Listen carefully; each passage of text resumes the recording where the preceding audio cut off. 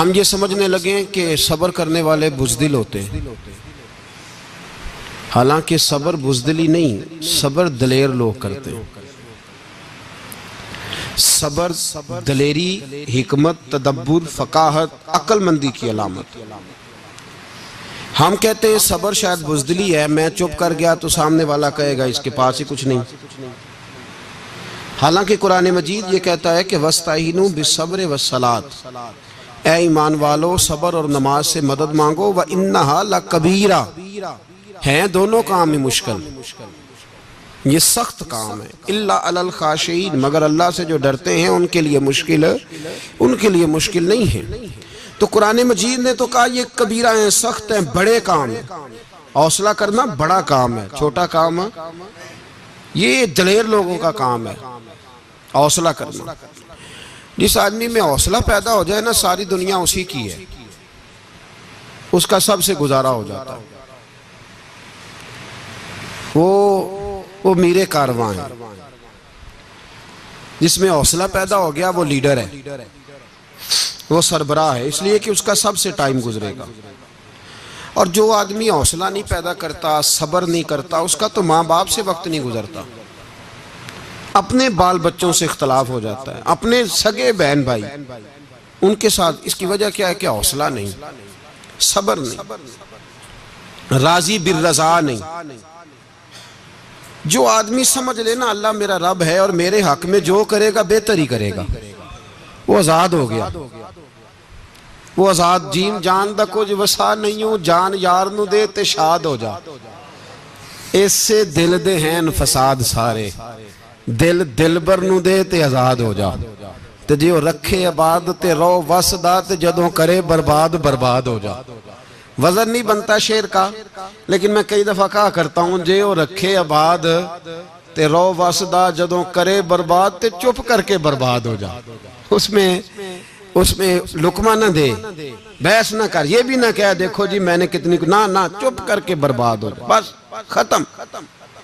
اور ایک شاعر نے بڑی زبردست بات کہی تھی، نے کمال کر دیا، شعر سمجھ میں آ گیا تب بھی ٹھیک ہے، نہ بھی آیا تو شعر پھر بھی بڑا ٹھیک ہے، شعر پھر بھی بڑا ٹھیک ہے۔ اس نے کہا تھا تو اگر عشق میں برباد نہیں ہو سکتا تو جا، پھر تجھے کوئی سبق یاد نہیں ہو سکتا، پھر تو ناکام ہے زندگی میں، پھر تو الف بے بھی نہیں یاد ہوگی۔ تو اگر عشق میں برباد نہیں ہو سکتا تو جا، پھر تجھے کوئی سبق یاد نہیں ہو سکتا، پھر تو فارغ ہے۔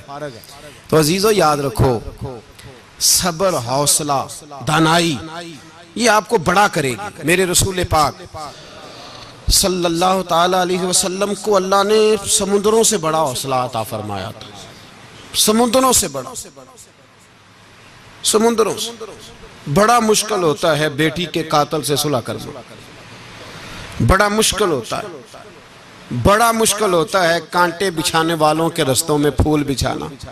اور بھائی یہ بڑا ہی مشکل ہے، بڑا، جنہوں نے پتھر برسائے ہوں، مکے سے نکالا ہو، ان کے گلے میں پھولوں کے ہار ڈالنا، پر سلام اس پر کہ جس نے دشمنوں کو بھی قبائیں دیں، سلام اس پر کہ جس نے گالیاں سن کر دعائیں دیں۔ تو حضور نے حلم کا مظاہرہ کیا، تدبر، صبر ایک تدبیر ہے، یہ آپ کو سیاںہ کر دے، جو اللہ نے آپ کو دیا اس پہ راضی رہے، صبر کرے، اور اپنے ارد گرد لوگوں کو دیکھ کے پریشان نہ ہو۔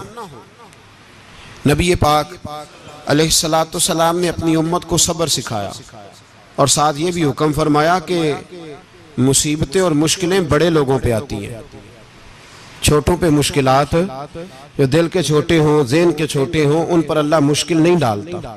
ایک صحابی نے کہا یا رسول اللہ صلی اللہ علیہ وسلم سب سے زیادہ مشکلات کن پہ آتی ہیں؟ تو حضور نے فرمایا نبیوں پہ۔ کن پہ؟ یا رسول اللہ اس کے بعد؟ تو حضور نے فرمایا پھر نیک لوگوں پہ، علماء پہ، صلحاء پہ، صوفیاء پہ، اتقیاء پہ، ان لوگوں پہ بڑی مشکلات ہوتی ہیں، یہ کٹھن راہوں سے گزرتے ہیں۔ بھائی تیار کریں ذہنی طور پہ اپنے آپ مشکلات کے لیے، آزمائشوں کے لیے، تکلیفوں کے لیے۔ تیار کریں. جب آپ تیار رہیں گے پھر آنے والی مشکل آسانی سے گزر جائے گی، اور جب کہیں گے پتہ نہیں کیا ہوگا حوصلہ چھوڑ جائیں گے پھر معاملہ خراب ہوگا. دلیر رہیں. نبی پاک صلی اللہ علیہ وسلم کے مدینے آنے سے پہلے ایک شخص تھا، عبداللہ بن ابی سلول اس کا نام تھا. تو مدینے والے لوگ اس کو اپنا پیشوا مانتے تھے، اوس بھی خزرج بھی. اس کی تاج پوشی بھی کی، بڑی اس کی منتا تھی. جب حضور آ گئے تو اس کا کاروبار بند ہو گیا. اب لوگ یہ نہیں سمجھتے کہ میں غلط ہوں، لوگ کسی کے مفادات کو ٹھیس پہنچتی ہے تو مخالفت کرنے لگ جاتا ہے. اب اس کے حالات جب خراب ہوئے تو اس نے پتہ کیا کیا، جھوٹ موٹ کا کلمہ پڑھ لیا. سمجھ آ رہی ہے باتوں؟ جھوٹ موٹ کا. اور منافقوں کا ایک ٹولہ اس نے تیار کر لیا جس کا قرآن مجید نے سورہ منافقون میں ذکر کیا. ایک جنگ کا موقع تھا، نبی پاک صلی اللہ علیہ وسلم تشریف لے گئے تو عبداللہ بن ابی سلول بھی چلا گیا. حضرت عمر فاروق رضی اللہ تعالیٰ عنہ کے ایک غلام تھے، وہ پانی لینے کنویں پہ گئے.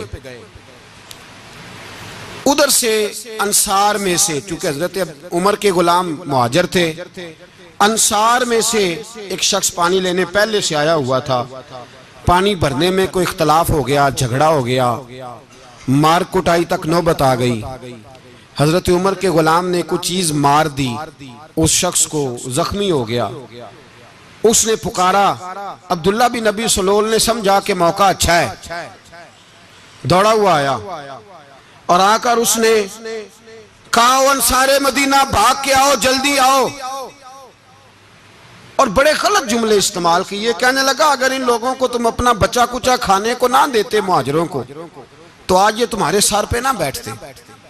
معاذ اللہ، ایسی باتوں پہ کہا کرے. بولے یہ روز مرہ کی گفتگو میں عادت بنائیں، کوئی ایسی بات کرنی ہو تو معاذ اللہ استغفر اللہ کہہ کے کرنی چاہیے. اس نے کہا کہ معاذ اللہ اب ان کو بچا کچا نہ دیں تو یہ ہمارے سر پہ نہ بیٹھتے. شور کیا اس نے. ہمارے ہاں بھی سیانے بندے پنچایت کے لوگ وہ کہتے ہیں تو اس برادری کے بچے سے ہی مار کھا ہے، پتہ ہی نہیں چلا، جا اسے مار کے آ، سر پھاڑا، یہ کار پھوڑ دے اس کا سر اور دیکھ میں دیکھ لوں گا بعد میں جو ہوگا. یہ عقل مند لوگوں کے مشورے نہیں، یہ جاہل لوگوں کے مشورے. ناراض نہ ہونا، پر یہ نبی پاک صلی اللہ علیہ وسلم نے فرمایا ہے، حضور کا فرمان ہے. یہ کن لوگوں کا کام ہے؟ بول کے بتائیں، بول کے. پڑھے لکھے سیانے بندے اس طرح کے مشورے یہ بالکل نہیں دیتے، جاہلوں کا کام. پکارا، مہاجر سارے اکٹھے ہو گئے، انصار سارے آ گئے. اور جب انصار آئے تو مہاجرین کو بھی پکارا، مہاجر بھی آ گئے. اب وہ گتھم گتھا ہونے لگے تو کسی نے جا کے محبوب پاک کے کان میں کہا یا رسول اللہ وہاں تو مہاجر انصار لڑنے لگے. وہ پرانی لڑائیاں پھر سے جاگ گئی ہیں. نبی پاک تشریف لائے، حضور نے وہاں لفظ بیان کیے، فرمایا یہ تم نے کیا جاہلوں جیسا کام شروع کیا ہوا ہے؟ یہ کون سا کام ہے؟ اللہ کرے ہم سب اس کام سے باز آ جائے، آمین تو کہنا. اس برادری دے منڈے کوئی مار کھائیں. برادری کیا ہوتی ہے؟ برادری تو تعارف کے لیے. اونچ نیچ کہاں سے آ گئی؟ کہا میرے رسول پاک علیہ السلام نے، فرمایا تم جاہلوں جیسے کام کر رہے ہو. صلح کرائی، بات رفع دفع کرائی، لوگ چلے گئے، معاملہ ٹھنڈا ہو گیا. لیکن عبداللہ بن سلول نے کہا کہ میں یہ موقع خالی نہیں جانے دوں گا. پھر گیا وہ اور جا کے انصار مدینہ سے کہنے لگا ایک دفعہ جا لینے دو مدینے، تم نے میری بات نہیں نہ سنی تو جو وہاں بڑے سردار بیٹھے ہیں ان سے بات کروں گا، اور معاذ اللہ ثم معاذ اللہ ہم ان بے عزت لوگوں کو مدینے سے نکال دیں گے، وہاں صرف عزت والے رہیں گے. یہ غلط جملے اس نے ادا کیے جس کو قرآن پاک نے سورہ منافقون میں بیان فرمایا ہے. اس نے یہ بات کی. ایک صحابی تھے حضرت زید رضی اللہ تعالیٰ عنہ، وہ سن رہے تھے. آ کے عرض کی یا رسول اللہ صلی اللہ علیہ وسلم عبداللہ بن ابی سلول تو اس طرح کہہ رہا ہے کہ مدینے جا کے عزت والے دوسروں کو نکال دیں گے، اور تم اگر اپنا بچہ انہیں نہ دیتے تو معاذ اللہ آج یہ ایسا نہ کرتے. حضرت عمر نے بھی سن لیا، حضرت عمر نے بات سن لی، تلوار نکالی اور دوڑے. حضور نے بازو پکڑا، فرمایا کدھر جا رہے ہو؟ کہا یا رسول اللہ اگر آج سزا نہ دی تو کل اور بات بھی کرے گا. اور اگر آج ایک قتل ہو گیا تو باقی سیانے بن جائیں گے. یا رسول اللہ مجھے چھوڑے میں ماروں گا. حضور نے فرمایا عمر چپ کر، وہ جھوٹ موٹ کا کلمہ پڑھتا ہے، لوگ کہیں گے کہ محمد ابن عبداللہ نے اپنے ساتھی مارنے شروع کر دیے. چپ کر، حوصلہ کر، صبر کر، دلیری کر. حضرت عمر کہتے ہیں میری حضور کے کہنے پر میں ٹھہر تو گیا، پر وہ میرے اندر جو آگ لگی ہوئی تھی ٹھنڈی نہیں ہو رہی. کہتے ہیں میں چپ تو کر گیا.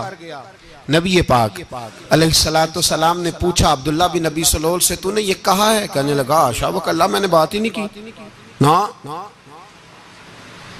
اب لوگ کہنے لگے کہ زید تو نوجوان ہے تو یہ بوڑھا آدمی ہے، چلو صحیح کہتا ہوگا. حضور بھی خاموش ہو گئے. اللہ پاک نے قرآن مجید نازل فرما دیا. فرمایا اللہ نے سن لی ان کی بات جنہوں نے یہ کہا ہے. اور پھر لفظ بڑے حسین ہے. فرمایا یہ کہتے ہم عزت والے ہیں؟ نہیں، وَلِلَّهِ الْعِزَّةُ وَلِرَسُولِهِ وَلِلْمُؤْمِنِينَ. فرمایا عزت تو اللہ کے پاس ہے، اللہ کے رسول کے پاس ہے، اور عزت تو مومنوں کے پاس ہے، مومنین کے پاس عزت ہے. یہ قرآن پاک نے سارا مضمون بیان کر دیا کہ عبداللہ بن نبی سلول غلط کہتا ہے اور حضرت زید صحیح کہتے ہیں. حضور نے کچھ نہیں فرمایا، جا رہا ہے قافلہ. جب مدینے کی سرحد آ گئی نا، حدود مدینہ منورہ کی شروع ہوئی، تو عبداللہ کا اپنا بیٹا، اس کا نام بھی عبداللہ بن عبداللہ تھا، اپنا بیٹا اس کا بڑا مخلص جانثار غلام تھا میرے رسول پاک صلی اللہ علیہ وسلم کا. وہ تلوار لے کے مدینے کی حد پہ کھڑا ہو گیا اور کہنے لگا میرے باپ تو نے اتنی بے ایمانی کے لفظ کہے کہ میں ان کو نکال دوں گا. کہے اپنی زبان سے کہ میں ذلت والا ہوں، رسول پاک کو اللہ نے بڑی عزت عطا فرمائی. کہے ورنہ میں تیری گردن کاٹ دوں گا. بول. کہے حضور بھی عزت والے اور نبی پاک کے غلام بھی عزت. کہے اپنی زبان سے کہے میرے رب کا یہ فرمان ہے وَرَفَعْنَا لَكَ ذِكْرَكَ، حبیب میں خود تیرے لیے تیری شانوں کو بلند فرما دوں گا. تو کہے تو دشمن ہو کے کہنے لگا میرے بیٹے مجھے معاف کر دے، مصطفیٰ تو بڑی عزتوں والے ہیں، ان کے غلام شانوں والے.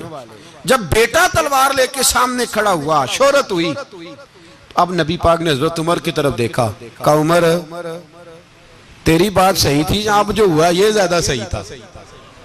وہ میں نے تجھے کہا حوصلہ کر، تدبر کر، وقت کا انتظار کر، یہ صحیح ہوا کہ وہ صحیح تھا.